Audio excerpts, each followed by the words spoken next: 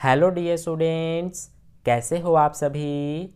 तो ये वीडियो हमारा जो हम क्लास 9th का हिंदी का सैम्पल पेपर कर रहे थे उसी का पार्ट 2 वीडियो है। और इससे पहले पार्ट 1 के वीडियो में हमने इस सैम्पल पेपर का खंड क के सारे क्वेश्चंस को कर लिया था। खंड क में टोटल 2 क्वेश्चंस थे, गद्यांश और काव्यांश वाले। तो वे सारे क्वेश्चंस हमने पार्ट 1 के वीडियो में कर लिया था। अगर आपने पार्ट 1 वीडियो नहीं देखा है तो वो वीडियो आपको इस वीडियो के लास्ट में एंड स्क्रीन में दिख जाएगी, वहाँ पर क्लिक करके आप देख सकते हैं। ठीक है, तो इस वीडियो में हम क्वेश्चन नंबर 3 और उसके आगे के क्वेश्चंस को करेंगे। तो चलिए शुरू करते हैं। देखिए, ये रहा हमारा क्वेश्चन नंबर 3। तो क्वेश्चन नंबर 3 से हमारा व्याकरण वाला पार्ट स्टार्ट हो जाता है। तो चलिए अब हम सबसे पहले क्वेश्चन नंबर 3 को करते हैं। इसमें हमसे क्या बोला गया है, निर्देशानुसार उपसर्ग एवं प्रत्यय पर आधारित 5 बहुविकल्पी प्रश्नों में से किन्हीं 4 प्रश्नों के उत्तर लिखिए। तो ये हमारा क्वेश्चन नंबर 3 जो है ये 4 मार्क्स का है। ये हमारा उपसर्ग और प्रत्यय पर आधारित क्वेश्चन है। ठीक है, इसमें 5 क्वेश्चंस पूछे गए हैं जिनमें से हमें किन्हीं 4 को करना है, लेकिन मैं आपको पाँचों ही करा दूंगा। तो देखिए, फर्स्ट क्वेश्चन हमसे क्या पूछा गया है कि प्रस्थान शब्द में उपसर्ग है। तो ये जो प्रस्थान शब्द है इसमें उपसर्ग हमें बताना है। तो ये तो बहुत ही इजी क्वेश्चन है, ये हमारा उपसर्ग और प्रत्यय वाला। तो देखिए, प्रस्थान में हमारा प्र जो है ये उपसर्ग है, क्योंकि जो उपसर्ग होता है वो किसी शब्द के आगे यानी कि पहले लगता है। तो इसीलिए फर्स्ट का हमारा ये ख वाला ऑप्शन राइट हो जाएगा, यानी कि प्रस्थान में प्र हमारा उपसर्ग है। इसके बाद सेकंड क्वेश्चन देखिए, सेकंड में बोला गया है कि अधि उपसर्ग वाला शब्द है। तो अधि उपसर्ग वाला शब्द हमारा ये अधिगम है। ठीक है, तो इसीलिए सेकंड का क ऑप्शन राइट है। इसके बाद थर्ड क्वेश्चन में क्या पूछा है कि सजावट शब्द में प्रयुक्त प्रत्यय है। तो सजावट जो शब्द है इसमें प्रत्यय पूछा है। तो प्रत्यय हमारा किसी शब्द के पीछे यानी कि लास्ट में लगता है। तो इसीलिए सजावट में जो हमारा प्रत्यय है वो आवट है। ठीक है, तो इसीलिए हमारा थर्ड का ये ग वाला ऑप्शन राइट हो जाएगा। इसके बाद फोर्थ में क्या पूछा गया है कि निम्नलिखित वाक्यों में प्रत्यय एवं मूल शब्द को सही विकल्प के रूप में चुनिए। तो देखिए, ये रहा हमारा पूरा क्वेश्चन नंबर 4। इसमें पहला क्या है, प्रकाश प्लस इत। तो ये तो हमारा सही है। इसके बाद शासक प्लस किए, ये जो शासक प्लस किए है ये हमारा गलत है। इसके अलावा भावुक प्लस ता, तो ये हो जाएगा भावुकता। और 4 है मानव प्लस ये, तो ये भी हमारा सही है। ठीक है, इसमें हमें क्या बताना था कि वाक्यों में प्रत्यय एवं मूल शब्द को सही विकल्प के रूप में चुनने के लिए बोला गया था। तो देखिए, इसमें हमारा जो है प्रकाश ये मूल शब्द है और इत जो है ये प्रत्यय है, तो ये हमारा सही है। थर्ड और फोर्थ ये दोनों भी सही है। जो ये सेकंड है ये वाला गलत है, शासक प्लस किए। तो इसीलिए ये देखिए, घ ऑप्शन में हमें बोला गया है कि फर्स्ट, थर्ड और फोर्थ सही है। इसीलिए फोर्थ क्वेश्चन का हमारा ये घ वाला ऑप्शन राइट हो जाएगा। ठीक है, इसके बाद नेक्स्ट इसमें देखिए फिफ्थ क्वेश्चन में क्या बोला गया है। हालांकि इन 5 में से हमें कोई 4 करने हैं। आपको ध्यान रखना है एग्जाम में आपको सिर्फ 4 करने हैं, मैं आपको 5वां भी करा रहा हूँ। तो इसमें बोला गया है कॉलम 1 को 2 के साथ सुमेलित कीजिए और सही विकल्प चुनकर लिखिए। तो देखिए, अनुमान है तो अनु प्लस मान हो जाएगा, ये तो बहुत ही ईजी क्वेश्चन है। प्रभाव है दूसरा तो प्र प्लस भाव हो जाएगा। तीसरा स्वदेश है तो स्व प्लस देश, यानी कि पहले का हमने थर्ड से मिलाया है, दूसरे का हमने फर्स्ट से मिलाया है। तो पहले का थर्ड और दूसरे का फर्स्ट देखेंगे, ये हमारा नहीं है। देखिए, ये रहा पहले का थर्ड और दूसरे का फर्स्ट, यानी कि हमारा ये फिफ्थ का घ वाला ऑप्शन राइट है। ठीक है, इसके बाद चलते हैं नेक्स्ट क्वेश्चन नंबर 4 पर। तो क्वेश्चन नंबर 4 में क्या बोला गया है, निर्देशानुसार समास पर आधारित 5 बहुविकल्पी प्रश्नों में से किन्हीं 4 प्रश्नों के उत्तर लिखिए। तो ये हमारा समास पर आधारित क्वेश्चंस अब पूछे जा रहे हैं। तो चलिए इनको भी हम करते हैं। ये भी हमारा 4 मार्क्स का है और इसमें से भी 5 में से हमें किन्हीं 4 के आंसर करने हैं। तो फर्स्ट क्या है, ये देखिए कॉलम 1 हमें ये दिया गया है और कॉलम 2 इसमें हमें मिलान करना है। पहला है महात्मा। तो महात्मा का क्या होता है, हमारा महान है जो आत्मा, यानी कि ये हो जाएगा कर्मधारय समास। तो कर्मधारय यानी कि सेकंड से मिलाएंगे। दूसरा है माता पिता, यानी कि माता और पिता, इसमें देखिए डैश लग गया, तो इसीलिए ये कौन सा समास होता है, ये होता है हमारा द्वंद्व समास। और चतुर्भुज, इसमें हमारा क्या आ रहा है, संख्या आ रहा है, तो इसीलिए ये हमारा द्विगु होता है, तो इसीलिए फर्स्ट से मिलाएंगे। तो पहले का जो है सेकंड, दूसरे का थर्ड, देखेंगे कौन सा है, पहले का सेकंड, दूसरे का थर्ड। तो पहले का सेकंड, दूसरे का थर्ड, ये रहा ख ऑप्शन में, तो इसीलिए हमारा फर्स्ट क्वेश्चन का ये ख वाला ऑप्शन राइट हो जाएगा। ठीक है, इसके बाद सेकंड क्वेश्चन देखिए, लंबोदर समस्त पद का सही विग्रह होगा। तो क्या होगा हमारा लंबोदर का, लंबा है उदर जिसका, यानी कि गणेश जी, तो ये रहा लंबा है उदर, इतना ही लिखा गया है, इसीलिए सेकंड का हमारा ये ख वाला ऑप्शन राइट हो जाएगा। इसके बाद नेक्स्ट है थर्ड क्वेश्चन। तो थर्ड में बोला है कि 9 रत्नों का समूह का समस्त पद होगा। तो 9 रत्नों का समूह का यानी कि 9 रत्न होता है, तो इसीलिए हमारा जो थर्ड है इसका ये ग वाला ऑप्शन राइट हो जाएगा, 9 रत्न। ठीक है, इसके बाद फोर्थ में क्या बोला है, तत्पुरुष समास का सही उदाहरण है। तो तत्पुरुष समास हमारा कौन सा होता है, जिसमें कारक लगते हैं, जैसे कर्ता ने कर्म को करण से, संप्रदान के लिए अपादान से, संबंध काके की, अधिकरण में, पर, संबोधन हे अरे। ठीक है, तो इसीलिए तत्पुरुष समास का सही उदाहरण क्या हो जाएगा हमारा, अकाल से पीड़ित। तो अकाल से पीड़ित ये हमारा राइट ऑप्शन है, यानी कि फोर्थ का ख वाला ऑप्शन हमारा राइट हो जाएगा। ठीक है, इसके बाद नेक्स्ट है फिफ्थ क्वेश्चन। तो इसमें हमसे क्या बोला है कि चंद्र है शिखर पर जिसके, यानी कि शंकर जी, यह समास विग्रह किस समास का उदाहरण है। तो जिसके अर्थ बताया जाता है ना, यानी कि जिसमें अर्थ बताया जाता है वो हमारा बहुब्रीहि समास होता है। तो इसमें देखिए अर्थ बताया जा रहा है, तो इसीलिए हमारा ये बहुब्रीहि समास हो जाएगा, यानी कि फिफ्थ का घ वाला ऑप्शन हमारा राइट हो जाएगा। ठीक है, इसके बाद नेक्स्ट देखिए क्वेश्चन नंबर 5 हमारा आ गया। तो क्वेश्चन नंबर 5 में क्या बोला है, निर्देशानुसार अर्थ के आधार वाक्य भेद पर आधारित 5 बहुविकल्पी प्रश्नों में से किन्हीं 4 प्रश्नों के उत्तर लिखिए। तो ये भी हमारा 4 मार्क्स का है और ये अर्थ के आधार पर वाक्य भेद वाला क्वेश्चन है। तो इसमें फर्स्ट क्वेश्चन क्या पूछा गया है, कोरोना अभी गया नहीं है, अर्थ की दृष्टि से कौन सा वाक्य होगा। तो देखिए ये वाक्य हमारा इसमें नहीं आ गया, इसीलिए ये निषेधवाचक हो जाएगा। तो इसीलिए फर्स्ट का ये ख वाला ऑप्शन हमारा राइट है। इसके बाद नेक्स्ट देखिए सेकंड क्वेश्चन, इसमें क्या बोला है, भारत विविधता में एकता वाला देश है, अर्थ की दृष्टि से वाक्य होगा। तो ये जो है ये हमारा बिल्कुल सिंपल सा वाक्य है, तो इसीलिए ये कौन सा वाक्य होगा, ये हमारा विधानवाचक हो जाएगा। तो सेकंड का क वाला ऑप्शन राइट है। इसके बाद थर्ड में क्या बोला है, प्रश्नवाचक वाक्य का सही उदाहरण होगा। तो ये तो बहुत ही इजी होता है, इसमें हम लास्ट में देख लेते हैं, जिसमें इस तरह से क्वेश्चन मार्क लगा होता है वही हमारा प्रश्नवाचक होता है। तो ये देखिए ग वाले में ऐसा है, यही हमारा प्रश्नवाचक वाक्य होगा। तो इसीलिए थर्ड का ग ऑप्शन राइट हो गया। इसके बाद नेक्स्ट है फोर्थ क्वेश्चन। तो फोर्थ में बोला है कि मैं लिखता हूँ वाक्य का प्रश्नवाचक वाक्य में सही रूपांतरण होगा।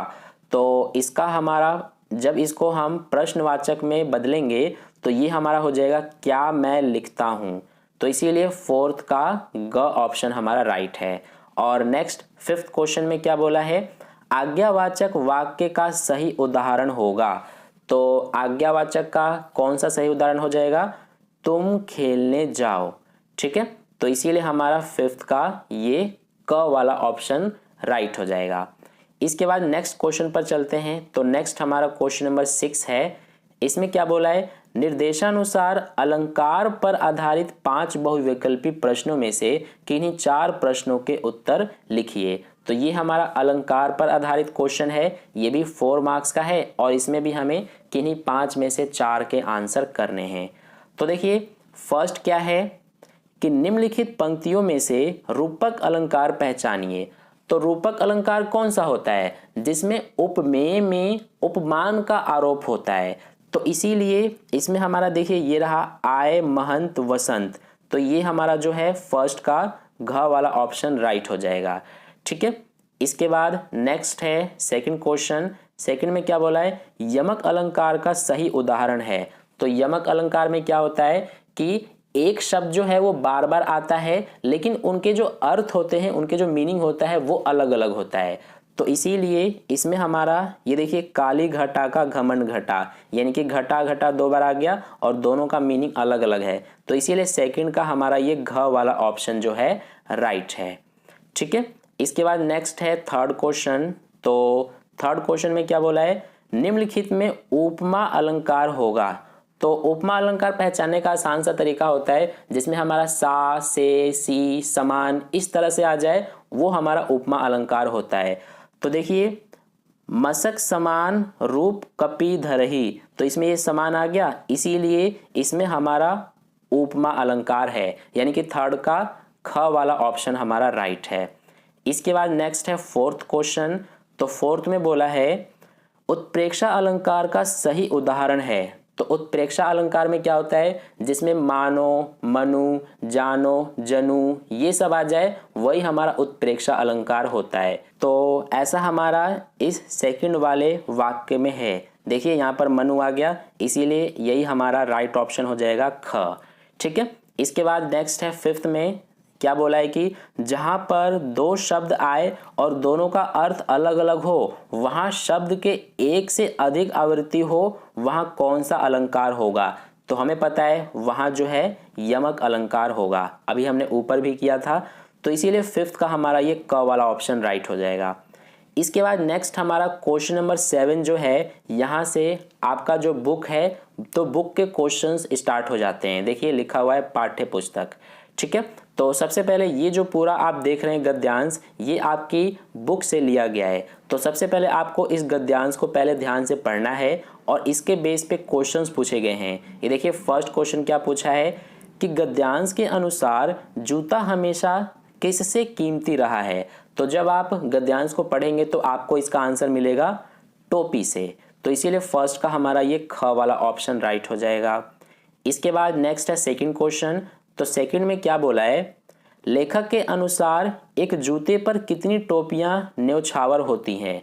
तो लेखक के अनुसार एक जो जूता है उस पर कितनी टोपियां न्यौछावर होती हैं, 2500। यानी कि सेकंड हमारा का जो क्वेश्चन है सेकंड, इसका ये घ वाला ऑप्शन राइट हो जाएगा। इसके बाद नेक्स्ट है थर्ड क्वेश्चन। तो थर्ड जो है इसमें पूछा है लेखक के अनुसार फोटो में किसका जूता फटा था। तो प्रेमचंद का, यानी कि क ऑप्शन राइट है थर्ड का। इसके बाद फोर्थ क्वेश्चन में पूछा है यह गद्यांश किस पाठ से लिया गया है। तो जब आप गद्यांश पढ़ेंगे तो आपको पता चलेगा कि जो गद्यांश है वो जो हमारा दो बैलों की कथा वाला चैप्टर है जो कि प्रेमचंद का है, तो इस चैप्टर से लिया गया है, इसीलिए का ऑप्शन राइट है फोर्थ का। इसके बाद नेक्स्ट है फिफ्थ क्वेश्चन। इसमें बोला है कि गद्यांश के अनुसार टोपी की कीमत कितनी बताई गई है। तो गद्यांश के अनुसार टोपी की कीमत 8 आने की बताई गई है। तो इसीलिए हमारा फिफ्थ का ये ख वाला ऑप्शन राइट है। ठीक है, इसके बाद हमारा क्वेश्चन नंबर 8 स्टार्ट हो जाता है जो कि 2 मार्क्स का है। इसमें बोला है कि गद्य पाठों के आधार पर निम्नलिखित 2 बहुविकल्पी प्रश्नों के सर्वाधिक उपयुक्त विकल्प चुनकर लिखिए। पहला क्या है, महादेवी वर्मा को काव्य प्रतियोगिता के पुरस्कार में क्या मिला था। तो उन्हें जो है चांदी का कटोरा मिला था, यानी कि फर्स्ट का ये ख वाला ऑप्शन हमारा राइट है। इसके बाद देखिए सेकंड क्वेश्चन में क्या पूछा है कि लहासा की ओर पाठ में लेखक के घोड़े की क्या दशा थी। तो जो घोड़े थे वो बहुत धीरे धीरे चल रहा था, यानी कि ये हमारा आंसर हो जाएगा क सेकंड क्वेश्चन का। इसके बाद नेक्स्ट हमारा क्वेश्चन नंबर 9 स्टार्ट हो जाता है। तो इसमें बोला है कि निम्नलिखित पठित पद्यांश पर आधारित बहुविकल्पी प्रश्नों के सर्वाधिक उपयुक्त विकल्प चुनकर लिखिए। तो सबसे पहले ये हमारा एक पद्यांश दिया गया है, इसे सबसे पहले आपको ध्यान से पढ़ना है। इसके बेस पे देखिए ये फर्स्ट क्वेश्चन क्या पूछा गया है कि कैसी सड़क पर बच्चे काम पर जा रहे हैं। तो कोहरे से ढकी सड़क पर, यानी कि ख ऑप्शन राइट है हमारा फर्स्ट क्वेश्चन का। इसके बाद सेकंड क्वेश्चन में बोला है हमारे समय की सबसे भयानक पंक्ति क्या है। तो बच्चे काम पर जा रहे हैं, यानी कि ये हमारा राइट आंसर है क। इसके बाद नेक्स्ट है थर्ड क्वेश्चन। इसमें बोला है काव्यांश के अनुसार रंग बिरंगी किताबों को किसने खा लिया है। तो काव्यांश के अनुसार रंग बिरंगी किताबों को दीमकों ने खा लिया है, तो इसीलिए क ऑप्शन राइट है थर्ड का। और फोर्थ में बोला है काव्यांश के अनुसार किसमें ढह गई है मदरसों की दीवारें। तो भूकंप में जो है, यानी कि ये वाला ग वाला ऑप्शन हमारा राइट हो जाएगा फोर्थ का। इसके बाद नेक्स्ट है फिफ्थ नंबर का क्वेश्चन। इसमें बोला है कि इस पद्यांश के रचयिता कौन है। तो राजेश जोशी इस पद्यांश के रचयिता हैं, यानी कि ग ऑप्शन राइट है फिफ्थ का। इसके बाद नेक्स्ट क्वेश्चन पर चलते हैं, क्वेश्चन नंबर 10। इसमें बोला है कि पद्य पाठों के आधार पर निम्नलिखित दो बहुविकल्पी प्रश्नों के सर्वाधिक उपयुक्त विकल्प चुनकर लिखिए। पहला है कैदी और कोकिला कविता में गहना किसने कहा है। तो ये जो है हमारा हथकड़ियों को कहा गया है, यानी कि फर्स्ट का ये ख वाला ऑप्शन हमारा राइट है। इसके बाद सेकंड में पूछा है ग्राम श्री कविता के रचयिता का नाम बताइए। तो सुमित्रा नंदन पंत, यानी कि सेकंड का ख वाला ऑप्शन हमारा राइट है। ठीक है, तो इस तरह से ये हमारा हो गया क्वेश्चन नंबर 10। इसके बाद क्वेश्चन नंबर 11 से आपका खंड ख स्टार्ट हो जाता है, जो कि वर्णनात्मक प्रश्न का है। तो ये सारे जो क्वेश्चंस हैं, अब क्वेश्चन नंबर 11, 12, 13 जितने भी आगे के क्वेश्चंस आएंगे ये सारे आपके लॉन्ग आंसर वाले क्वेश्चंस हैं। तो ये जो क्वेश्चंस हैं इनमें देखिए आपको किन्हीं 3 प्रश्नों के उत्तर लिखने हैं लगभग 25 से 30 शब्दों में। यहाँ पर टोटल 4 क्वेश्चंस दिए गए हैं, तो इनके आंसर आप खुद से भी कर सकते हैं। ठीक है, आपके बुक से सारे क्वेश्चंस पूछे गए हैं, तो इनके आंसर आप खुद से कर लेना। ठीक है, इसी तरह से ये 12th क्वेश्चन आप देख लीजिए, ऐसा ही पैटर्न होगा आपके एग्जाम का क्वेश्चन पेपर का भी। ठीक है, इसके बाद ये 13 नंबर का क्वेश्चन है, ये और थोड़ा लॉन्ग आंसर वाला क्वेश्चन है। ठीक है, इसका आंसर आपको 50 से 60 शब्दों में लिखना है। 2 क्वेश्चंस दिए गए हैं, सॉरी यहाँ पर 3 क्वेश्चंस दिए गए हैं, जिनमें से आपको 2 के आंसर करने हैं। ये पहला हो गया, ये दूसरा और ये तीसरा। इसके बाद आपका रचनात्मक लेखन स्टार्ट हो जाता है।